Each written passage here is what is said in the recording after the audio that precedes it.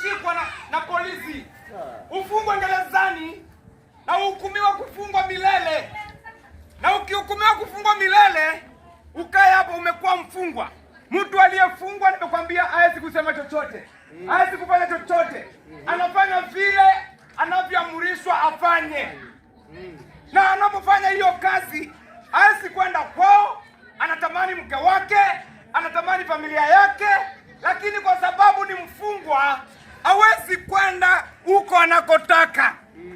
Bwana Yesu asifiwe. Amen. Hii ambayo kuna mahali inaelekea. Sasa ukiwa umefungwa hivyo, patokezee mtu, tuseme rais wa nchi atokee, aseme huyu aliyefungwa afunguliwe, awe huru na asifungwe tena. Unasikiaje? Unasikia furaha na unatoka unaenda kwa watu wenu. Bwana Yesu asifiwe. Maana ufungwa umeisha. Sasa niko hapa kwa Mungu, huko gerezani, umefungwa na shetani. Bwana Yesu asifiwe.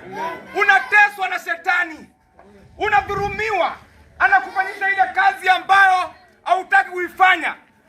Akikwambia imba, unaimba vitu vya watu, unapigwa. Juzi ulikuwa unakufa. Akikwambia lewa, unavuta mbangi, unakula mkuka. Umefungwa. Sasa sisi tumemleta anayeweza kutangaza uhuru wako. Ufunguliwa uende nyumbani. Na huyu sio mwingine, ni Yesu Kristo.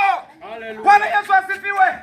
Hiyo gereza umefungwa na shetani, Yesu anaweza kukuokoa, akakufungua, ukarudi kwa watu wenu. Bwana Yesu asifiwe. Maana uko hapa na umefungwa na shetani, unateswa. Maana kazi ya shetani ni kuimba, kuharibu na kuua. Ile kazi ya Mungu ni